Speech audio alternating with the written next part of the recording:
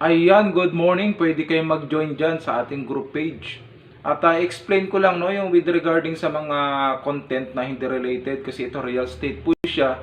So, pagka tayo po ay nag-join sa mga group page, meron po yung AI, Artificial Intelligence.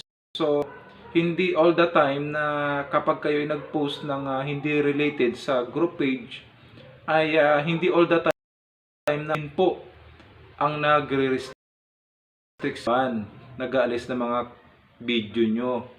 Kasi nga hindi related. Meron po tayong AI, Artificial Intelligence.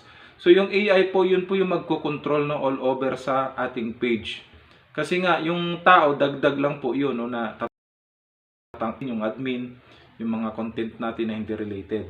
Pero po yung AI po ay automatic po yun. Facebook po ang nagmamay-ari ng ating mga account.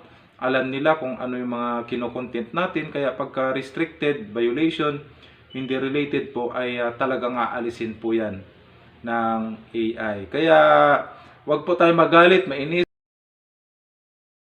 kapag na-approve or nababan.